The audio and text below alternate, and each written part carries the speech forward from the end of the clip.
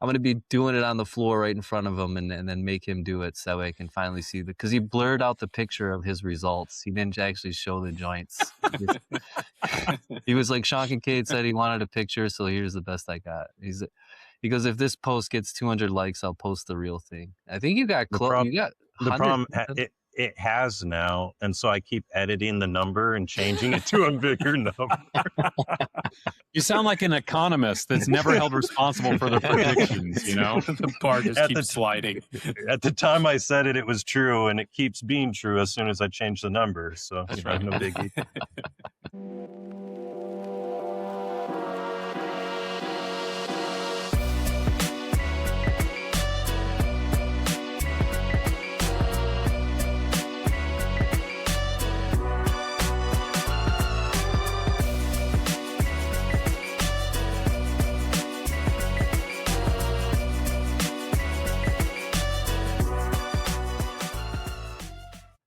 Welcome to the Decode Podcast. We're very excited to be joined by Mr. John Mitchell from the GEA, Global Electronics Association.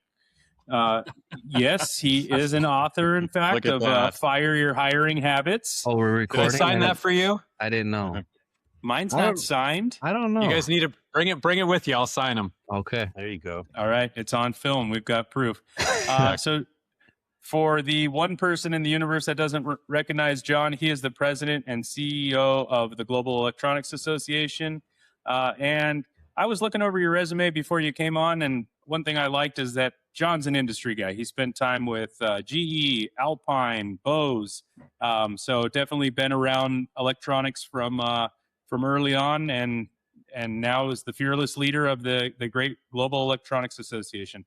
Yeah, one of my first gigs was laying out, using an Apollo workstation and Mentor Graphics, laying out what I thought was an amazing 8-layer board. But, Was that like command prompt, MS-DOS, or? No.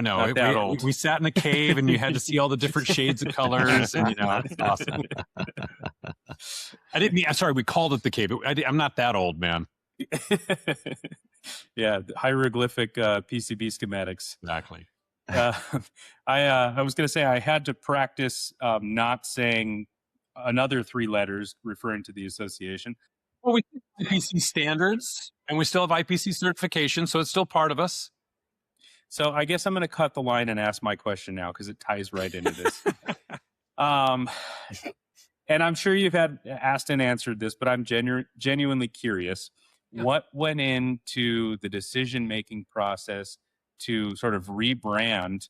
I consider IPC being a name like Kleenex or Q-tip, right? A name that's just synonymous with what it entails. So maybe you could talk to us a little bit about that. I'm sure some of our viewers and listeners are curious. Sure. And I learned things as we explored the process as well that I can share with you. So apparently this discussion has gone on probably 10 years before I was even here. Off and on, about changing the name of the organization. The history of the name, we started off as the Institute of Printed Circuits in 57. And then there was this longer name that nobody could remember, that they got rid of in 1999. And they just went with the 3 letters. And they said it doesn't stand for anything. And so IPC was there. And then we had various taglines and things like that. And so the industry, as you said, they got it. IPC is standards. IPC is certification. That was our bread and butter. That's who we are.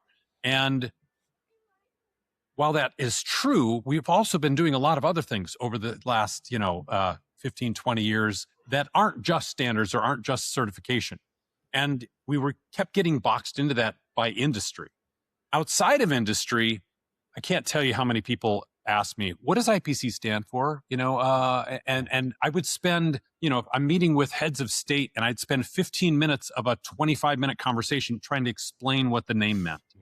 And it wasn't very helpful because outside the industry, with media, with government officials, policymakers, et cetera, that was wasted time. And so we've talked about it. We talked about it 5 years ago, actually, when we purchased the domain electronics.org. And then most recently last year, or actually, I guess it was 6 years ago now. But then last year, we finally worked with the board and said, all right, look, we are IPC standards. We are IPC certification. We don't want to lose that. Let's keep that. But there's also so much more that we do, in terms of our intelligence work, in terms of our advocacy efforts, et cetera, et cetera, et cetera, all the different things that the association does on behalf of the industry. Having an umbrella name that cuts across it all is just really helpful. And if you go to anybody and they say, oh, you're meeting with somebody from the Global Electronics Association. Oh, you're global, you're electronics, you're an associate. I don't have to explain anything. Yeah. They just get it. Name. And so it just seemed to be logical. We did testing across the globe as we were going into this. So we didn't just pick it and say, oh, that's lovely. But we did some testing out there. It performed well all over the world, which was great. In fact, it performed better than many associations whose names actually exist, because we tested against real as well as fake names. And it was tops across all of them. So we felt like it was good. We got good responses from the focus groups. And frankly, changing the name of an institution like IPC is a risky venture. It's like, what's going to happen? And we had, honestly, the most smooth transition I could have imagined. And it was it's dumbfounding. As we talk with people who have, changed their names, you've got organizations that just did subtle changes and they're still fighting it decades later. And we're not. People get it. And part of it was because we kept the IPC brand for the things that IPC represented. What's funny is, I don't know about funny, but it's kind of sad, but Daniel's do I company. laugh or cry? Which one is it? Well, no, it's Daniel's company's name change, right? Oh gosh. I don't want to butcher the story, but it's hilarious. Daniel, can you explain to him about like the founding company and the acronym, and then why? Sure, quickly. It used to be, when I first started here, even just almost 5 years ago, it was International Sensors System Incorporated, which rolls right off the tongue, is ISSI, of which there were many other organizations. And is it located in Mississippi? MSI, ISSI? No, that would have made more sense. But we weren't working, on anything international. We weren't making sensors or sensor systems even. So, it just wasn't very descriptive of what the company was really doing. So changing it to Aurora Boardworks, in itself was much more succinct and descriptive, and wasn't similar, wouldn't give people with dyslexia thinking that we were part of some sort of other type of organization like Sean's thinking. Yeah, with a different mix of ISIS instead of ISSI. Yep, that's right. That's true. But and one of the things you mentioned, John, when you were describing the name change, you just casually dropped, when you're in rooms with heads of state and other leaders and such. And I'm just wondering, like, what's the craziest room your position has landed you in, where you're looking around and you're just kind of pinching yourself saying, like, I can't believe this is where I am right now? I think this room qualifies. Yeah, right. Awesome. Yes. Thank you. I'm not dreaming. Sure. It's going to make in a second great place clip. then. There you go. Exactly. So, there've been several. I mean, recently I was in Japan with, chairman of NEC. I had an opportunity to sit in a room with the head of Panasonic. I mean, it's on the, like, whatever, it's the 43rd floor overlooking the Imperial Palace. I mean, it was crazy. Wow. I've been in the White House and had the President of the United States call me out and say, John, stand up, take a bow on national TV. So it's just things like that. You're sitting there going, really? This guy? Right. But it's not this guy. It's really this industry that's so important. And that's why we get to have those meetings. Well, speaking of this industry, at Apex, we discussed that workforce development grants, and it just really piqued my interest when you were talking about it. Can you talk about the GEA's role in that, and how a contract manufacturer like myself or like Daniel can get involved in that and try to reap some of the rewards that you guys have paved the way with some of these heads of states? Absolutely. So a lot of these happen through apprenticeship programs here in the, specifically in the United States. That's how it tends to work. And it's not just a workforce program anymore. It's really an economic competitiveness strategy, because the funding is tied to outcomes. Apprenticeship works because employers have skin in the game and talent is trained to industry standards. And so so we've been working on this for some time. We have the only electronics-based nationally recognized apprenticeships in the United States. And there's, I believe there's 3 different PCB1 and anyway, the various ones. And we've had just last year, 135 registered apprentices, supporting electronics and advanced manufacturing. And so what that does is not only does it give you good talent, but it's an economic, and the economics actually change state by state. They're actually different, which is kind of frustrating. It's part of the reason that we as an association got involved. Because when I was sitting where you guys are sitting, working in industry, we didn't bother with apprenticeships. It was a pain in the butt. I mean, it was just the red tape, difficulty trying to get, work things out to try to do that. We just do an internship, hire them, train them. If we like them, then we'd hire them full time afterwards. We kind of went the internship route. But apprenticeships, if you can get through the red tape, which is what we're trying to help industry do, there's one state that literally will give you $10,000 per employee. And it's not just for the employee, it also covers the cost of the guy that you might have helping mentor him inside. It's already sunk costs, so it defrays costs like that. There's other states that sit there and go, oh, you can get up to $500,000. And there's certain requirements that go along with that. You have to do accredited programs. So it's the IPC certification programs are some of those are tied to these things. So there's things that you already want to do anyway. Mm-hmm. At the end of the apprenticeship program, there actually is a raise that the apprentice gets as well, but that's described up front, but they're more valuable when you finish as well. But the rest of that money, it goes not just to training, but also to some sunk costs that you already have that you've been spending anyway. And so it really is a great economic advantage for companies that get engaged in it. And so in terms of what we're doing now, so on the March 16th at apexexpo, we'll be hosting an in-person session to help the California electronics manufacturers tap into one of the state's most underutilized workforce tool, the employment training panel. So we've gotten approved to be able to be part of that now as well. So for all of the industry that's in California, they can do that. And so our association was recently awarded a multiple employer contract with the ETP.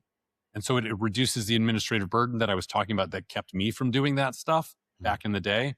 And it reimburses employers for job-related training using the association's industry recognized program.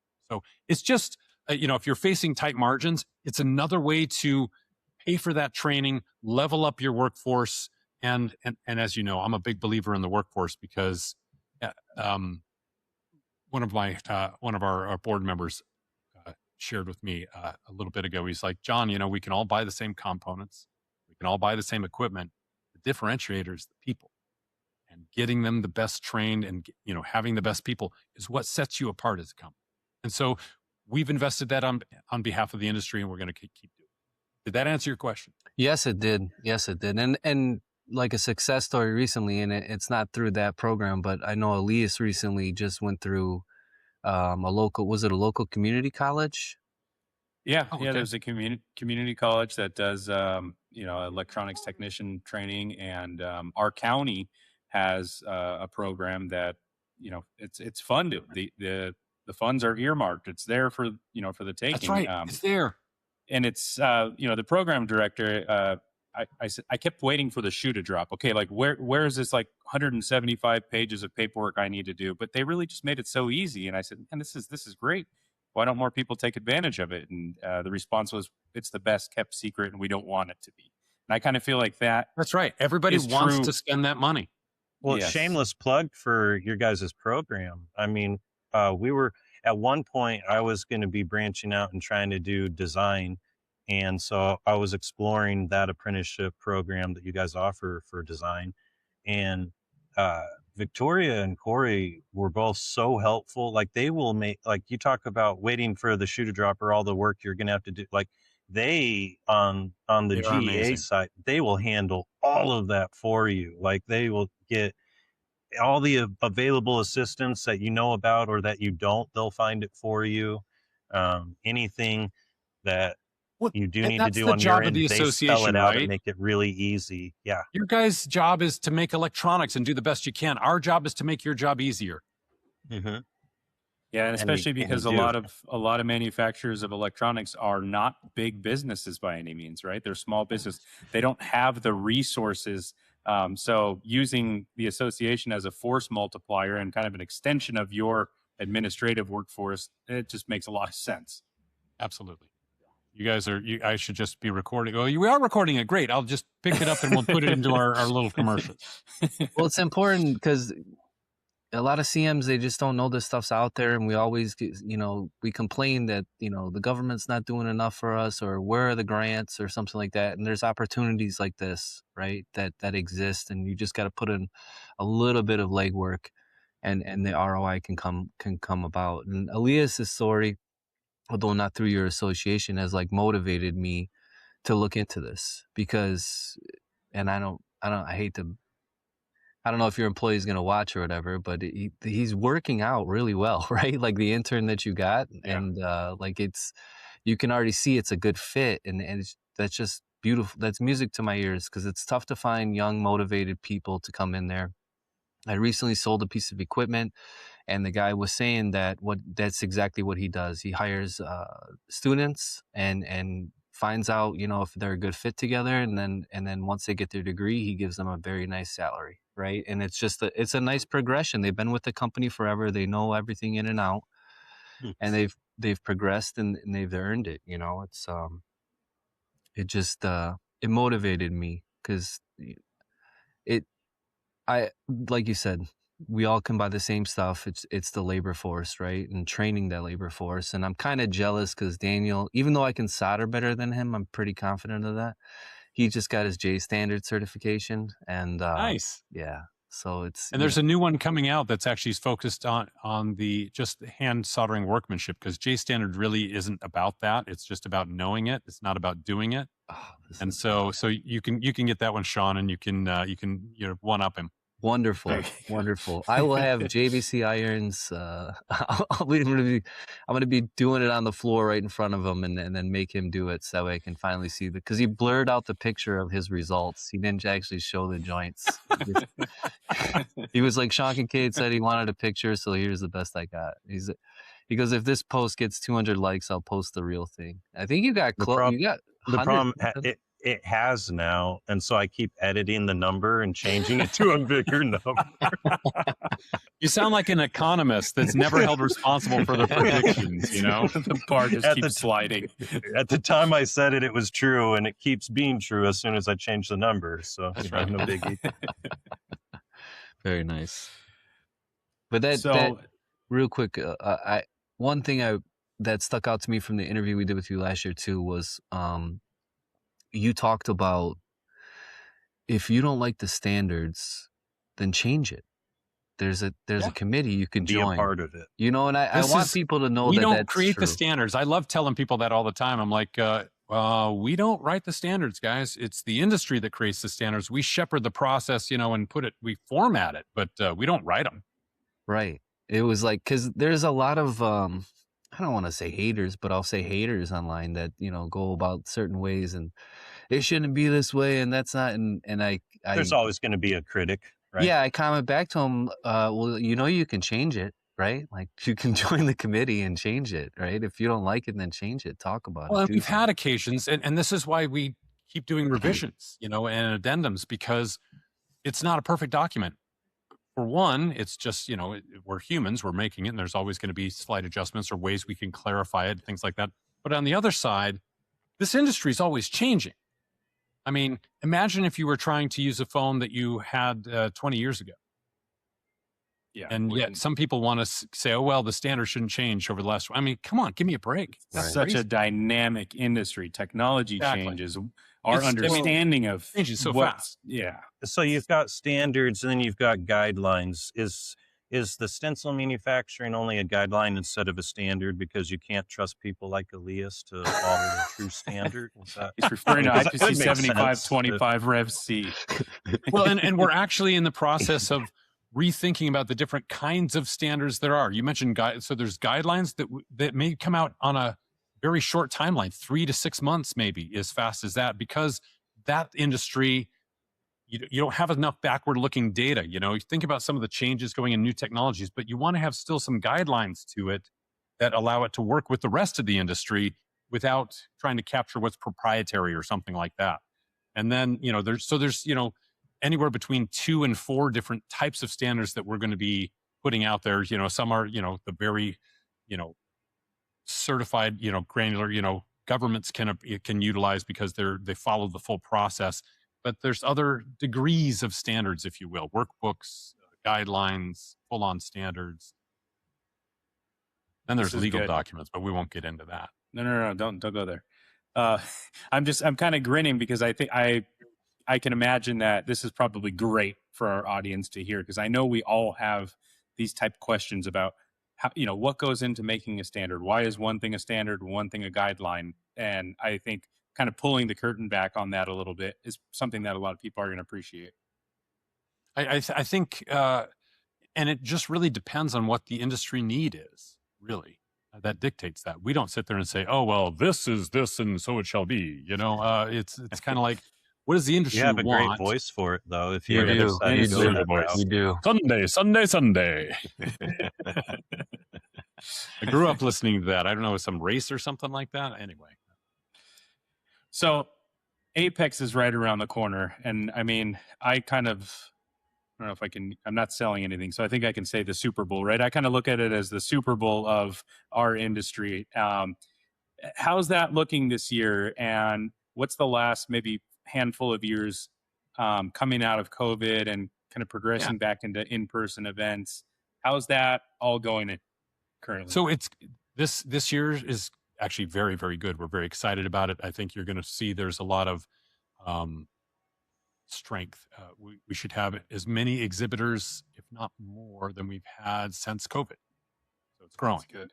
And the show, just for those who aren't super familiar with it, it's really 3 shows in one. I like to think of it as, you have the exhibit hall where there's, you can buy wares and we try to make sure that, that is, that we have buyers going there to have meetings with the people. And if you are an exhibitor and you haven't done this already, schedule meetings. Don't just hope people are going to walk by and book it, because they're walking by your booth on the way to a booth where they have an appointment. So schedule appointments with your potential customers so you can, book your schedule there. And then the second area is, let's just say, the standards area. So there's a lot of standard work that goes on there. So if you're there and you're saying, hey, I sit in, I often use, J Standard 001 or something like that, drop in a meeting, check it out. It's not like they're going to kick you out there. That is that's 1/3 of the whole thing. Is you've got a lot of people who are technically enabled and aware and bringing good data, talking about it. It's good to just kind of explore that and say, hey, I've got a question about this, and you can raise those questions, etc. And then the third area is the professional development area, where we have companies that will bring literally nearly 100 people to the show just so they can go to the training. Because you can get some of the latest. So I don't know how many courses, whether we're anyways. You've got advanced packaging courses. You can figure out what's going on with that. We've got sustainability tracks. We've got all different kinds of things happening in the industry that you can really just become smarter about how to work with the industry. Yeah, I know another thing I want to point out that I personally appreciate is maybe the full-blown certification isn't what you need in the role you're in. Maybe you're in sales, or maybe you're in management, or whatever the case is, and you don't actually need to be certified in that particular area. But there's, I guess, a whole range of kind of informational certificate-based, certificate. Yeah. So maybe that's the right term. They are called certificates. So this is the confusing thing. So I'll give you a education 101. Ready? In just 30 seconds. So there's certification, which results in a certificate as well. But that means something specific. It is legally defensible. The testing questions have to go through. There's a lot of different things that go into making a proper credentialed certification program. And then there's training that, when you get done with it, gives you a credential, which we also call a certificate. This is why it's confusing.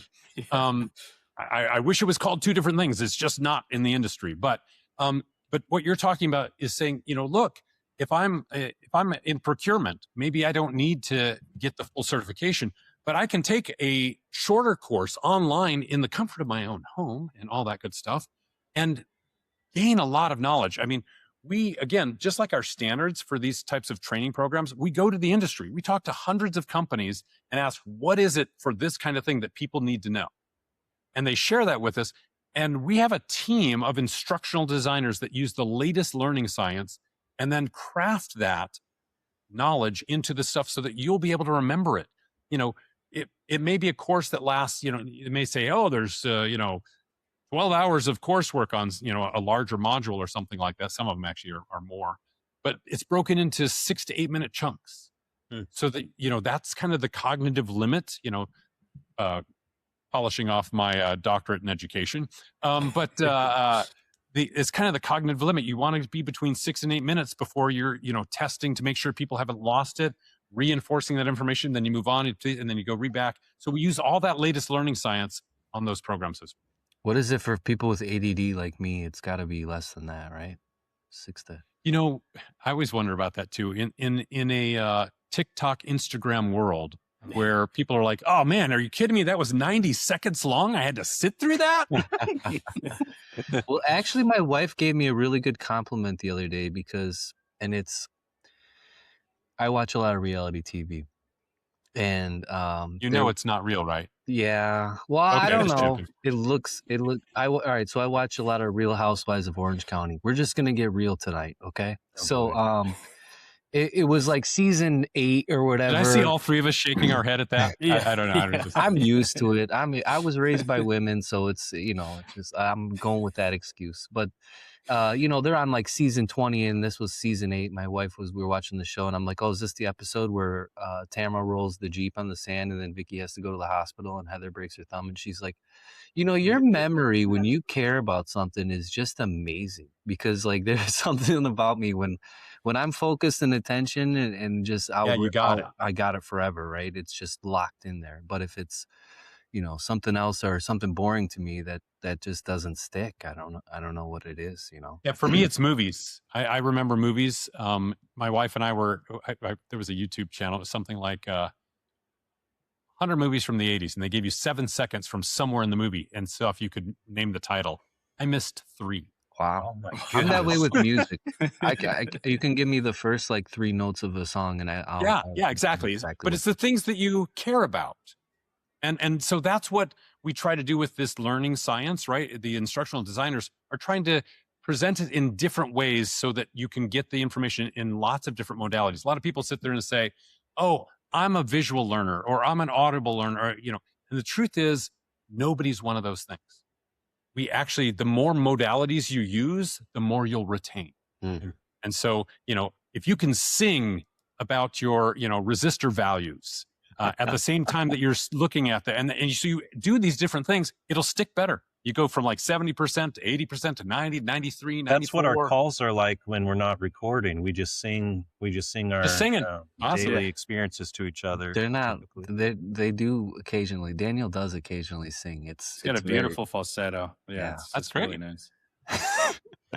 John, to get to something much better than that, you brought up your education a few times, and I see you've got some certificates or diplomas or something behind you. Can you just share with us what your educational background was and how you wandered into electronics and found your way into the association? Happy to. I'll walk you through a little bit of the story. So I started in electronics. My initial degree is electrical engineering.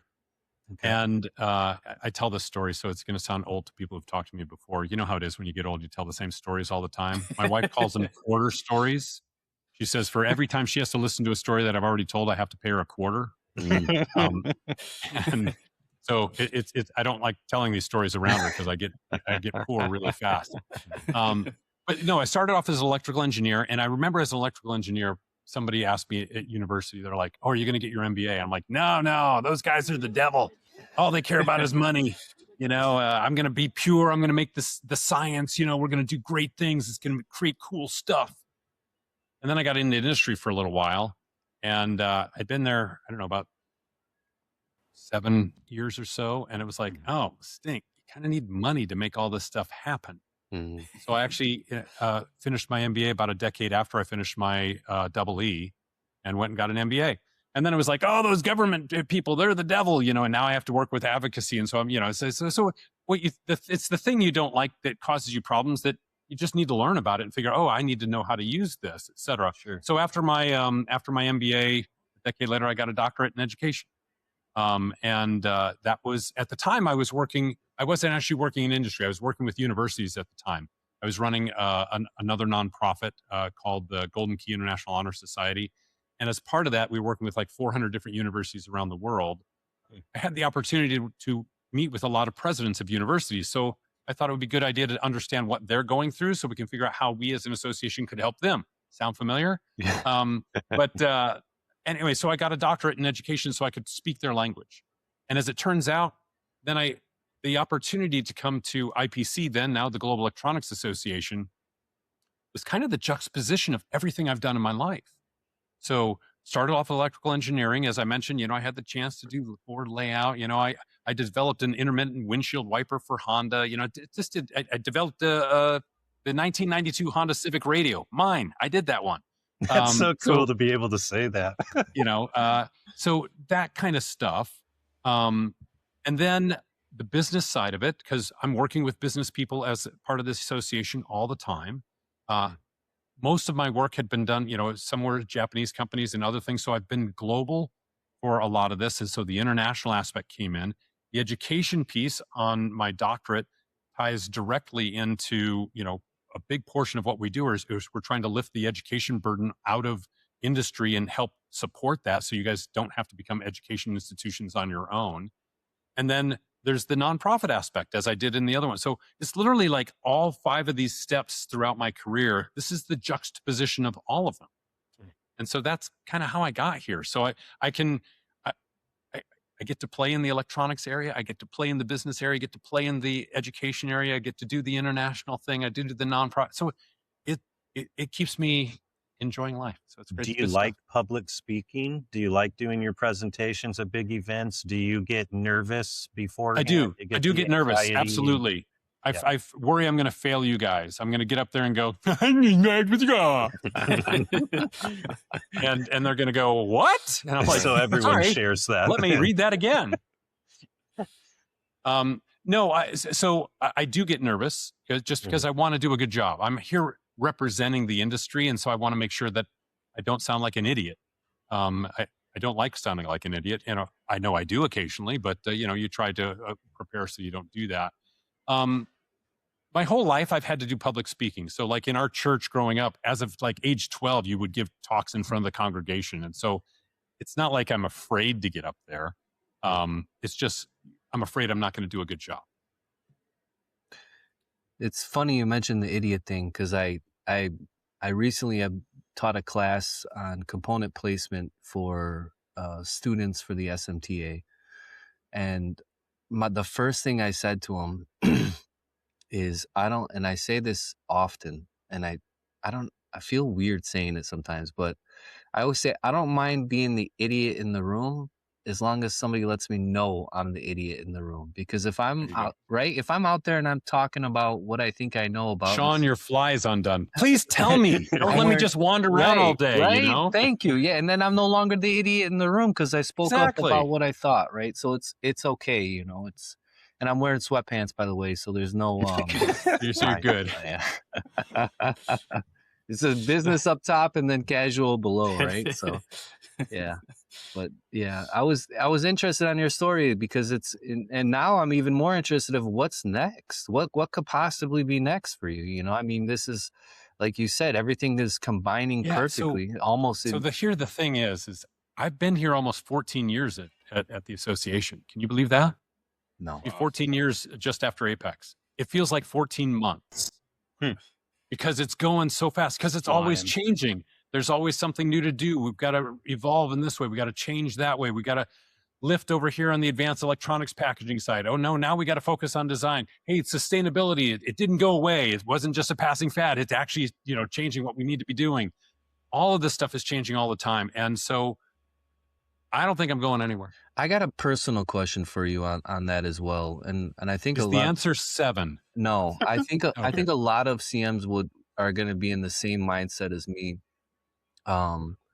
With this question is so recently I've gone through a scaling issue where as the orders pick up, as your processes get more complicated, as the jobs get more complicated, as you hire people, it feels extremely overwhelming lately. And as president, people look to me for direction on everything, and I came from where I ran everything myself. It was me and 2 other people, and now being at this level, it feels extremely overwhelming, and it feels like it's never going to end. Do you have any advice for someone in that situation of how to take Yeah. it easy? I don't know how to word it. And I've got So- a relationship question next. Just Oh, great. You guys are getting into all of it. We'll talk about politics and religion after that, and we get it all covered. So, Sean, I've been there. Growing up in the industry, I felt like for the most of it, it's like, okay, I could just, if worse comes to worse, I'll pull a long weekend. I can pull this thing off. And then the scope of the projects get to the point where that's no longer possible. Mm-hmm. Just can't physically be done. Even if you spent a week of weekends, it's just humanly not possible. And so there's a shift that happens at that point, and it's hard to let go of that. You basically sit there and you mentioned, I don't mind being the idiot in the room. So as you move into leadership positions, I strive to hire, and this, I'm sure it's in the book somewhere, people that are better than me in the various aspects. I heard this story told one time where the minute I'm giving, like my marketing guy, better marketing, or I have better ideas about marketing than the marketing guy, I've got the wrong guy. Yeah. Because I need them to all be better than me in every little thing they do. So I literally can be the idiot in the room. And the idea is to surround yourself with great people. And so recognizing that, and it's going to be uncomfortable because, it's not like it's, oh, you've achieved, it's 60.3 days of overhead that, or whatever you need to do. And now you need to shift to that. It's a gray line, it's just fuzzy. But at some point you're going to realize I can't do all this on my own, or even our small team. It's not capable. We need partners. We need employees. We need, AI to help enhance us, et cetera, whatever those things are, to level up to the next level. And that never stops. I mean, so I've been here at the association for 14 years. When I came here, we made some changes structurally. And I like quoting Dave Bergman. You guys know Dave. Do you guys know Dave? No. Dave Bergman has been here. I think he was employee number 14. He's been over 45 years at the association. Wow. His father was Dieter Bergman, who we named the award after, the Sure. Dieter Bergman Award. And so Dave has been around forever. And he told me about 5 years after I joined here, he goes, John, you were making so many changes, I thought you were going to kill the association. But it's better than it ever was. Well, we went through those changes. We're going through them now with this brand change and some of the internal structure things, and we're trying to figure out how to do standards even better. And so all of those changes, you have to continually develop new skills. And so it's not just rhetoric, be a continual learner. If you're not stretching yourself, if you're happy where you're at, great, and you can just do that, but don't expect to advance anywhere from there. And eventually you'll get replaced. Well, John, I know I speak for all of us. We're so grateful for you being generous with your time to join us again. And I know we'll be looking forward to speaking to you soon again in just a few weeks, it feels like. Do you have any social channels or anything for the GEA you'd like to promote before we sign off? Sure. So the Global Electronics Association, we have our website at electronics.org. And then, our LinkedIn channels, as well as there's an Instagram channel even. So wherever you want to be, we're there also. We have regional, we do a lot on LinkedIn, which is great. So we appreciate you guys following, liking, sharing the stuff that we put out there. So more of the industry. And when this comes out, I'll be happy to do it on my own personal channel, as well as, the association channel. So Look forward to seeing everybody there, as well as at Apex Expo in March 16th, 17th, 18th, 19th. That's right. We thank our audience for listening and watching this, and hope they follow us, like you said, on YouTube, their other favorite podcast source, and LinkedIn also. And we want to make sure that all of our listeners do whatever they can to make it to Apex in March. We will be in booth 4813. So make sure to stop by and see us. We'll be able to do another interview with John there. And like I said, we're all very much looking forward to that. And we are extremely grateful for the support and partnership we have with the Global Electronics Association, and hope just that we can bring something to the party. So thanks again. Thanks, guys. I appreciate it. Always Thank an you. enjoyable time. Thanks, John.